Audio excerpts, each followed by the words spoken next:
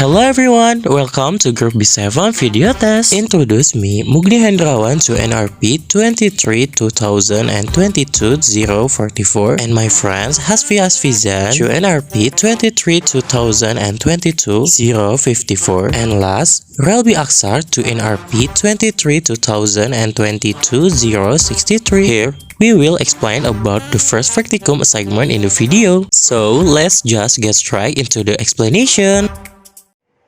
Tiga benda dengan struktur saling terhubung.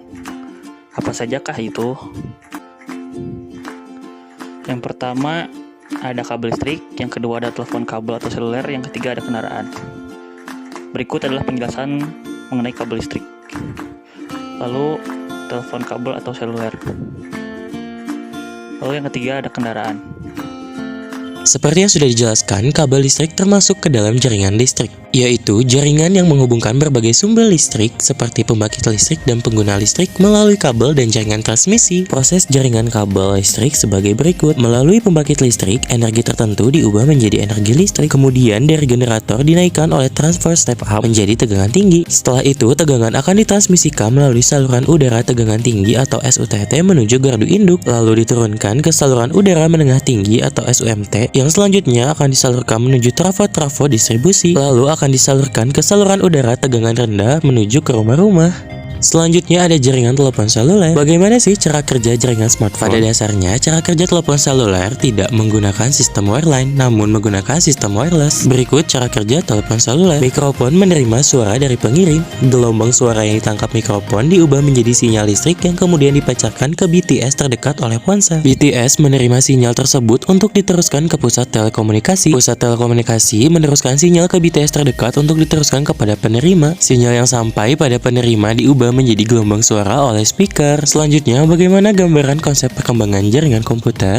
Jaringan komputer ini dikemukakan pertama kali di Amerika oleh Profesor Howard Hathaway Aiken, seorang pionir di bidang komputer, dan dia merupakan insinyur utama dalam pengembangan komputer IBM Harvard Park. Pada tahun 1940-an ditemukannya batch processing. Penemuan ini digunakan untuk memanfaatkan sebuah perangkat komputer untuk keperluan bersama. Selanjutnya, pada tahun 1950-an ditandai dengan berkembangnya superkomputer, maka sebuah komputer harus melayani beberapa tempat yang tersedia. Untuk itu ditemukannya konsep distribusi proses berdasarkan waktu yang dikenal dengan nama time sharing system. Lalu pada tahun 1970-an dikenal dengan distribution processing. Penggunaan sistem ini memungkinkan lebih dari dua host dalam mengerjakan tugasnya, di mana masing-masing host atau server mampu melayani banyak terminal atau klien. Pada tahun 1980-an digunakannya Transmission Control Protocol atau Internet Protocol, di mana dengan adanya LAN yang memungkinkan beberapa komputer terhubung dalam satu ruangan atau bangunan. Pada tahun 1980-1990 masuklah ke tahap Wide Area Network atau WAN. Dengan adanya WAN yang memungkinkan beberapa komputer terhubung dalam wilayah yang lebih luas seperti antar negara, benua, dan sebagainya. Lalu tahun 1990 hingga sekarang kita menggunakan yang namanya internet. Internet ini merupakan jaringan komunikasi global yang menghubungkan komputer dan jaringan komputer di seluruh dunia. Berikut ada beberapa fungsi dari jaringan komputer. Yang pertama ada berbagi sumber daya, yang kedua ada komunikasi, yang ketiga ada pemrosesan data, lalu yang keempat ada penghematan biaya, dan yang kelima ada keamanan. Selanjutnya, jenis jaringan apa yang cocok digunakan pada saat berkomunikasi di tengah Samudra Pasifik? Pertama, kalian bisa menggunakan jaringan Wide Area Network atau WAN, di mana jaringan WAN ini memiliki jangkauan lebih dari 50 km dan dapat mencakup negara, benua, ataupun samudra. Atau kalian dapat menggunakan jenis jaringan satelit. Dengan menggunakan telepon satelit, cara kerja telepon satelit ini mengirimkan sinyal ke satelit yang ada di luar angkasa. Media transmisi pengantar digital.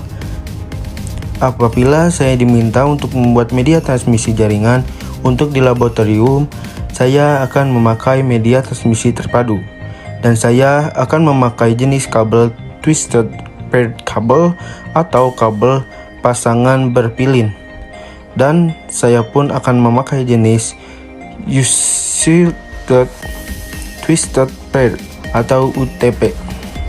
Kenapa saya memilih transmisi terpadu dan jenis UTP? Alasannya ialah saya memilih media transmisi terpadu dikarenakan media ini menggunakan media utama kabel atau wired, dan media ini pun tergolong media yang sering dipakai di lingkungan yang mencakup lokal, dan itu cocok untuk laboratorium. Dan kenapa saya memakai jenis tersebut? Dikarenakan jenis ini tergolong jenis yang sangat murah dan juga sering dipakai di dunia pendidikan, Dan juga UTP itu sendiri adalah jenis media yang dipakai di lingkup satu gedung, satu ruangan, dikarenakan dia memiliki kabel yang kecil. Jadi kenapa saya memilih transmisi terpadu dan juga UTP yang sudah saya jelaskan, yaitu karena murah.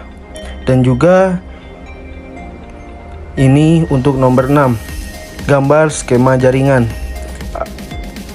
Di sini diminta menggambar skema jaringan, adapun kriterianya ialah menggunakan konsep topologi bintang, dilengkapi dengan IP address pada tiap-tiap peralatannya yang terhubung di dalamnya, dan yang ketiga, pusat dari seluruh network terhubung dengan sebuah switch atau hubungan sebanyak 8 part, dan yang terakhir, di dalam network terdapat 5 PC, 1 printer, dan 1 server. Dan di gambar yang saya sudah buat, untuk yang syarat pertama saya sudah memenuhinya karena saya sudah menggambar sesuai dengan topologi bintang. Adapun topologi bintang yaitu adanya satu pusat dan adanya cabang-cabang yang menyerupai bintang. Dan di gambar yang saya buat sudah dilengkapi dengan IP address yang diminta dari syarat yang kedua. Dan juga di gambar yang saya buat, saya juga sudah memenuhi untuk berpusat dari network yang terhubung oleh switch dan berhubungan sebanyak 8 part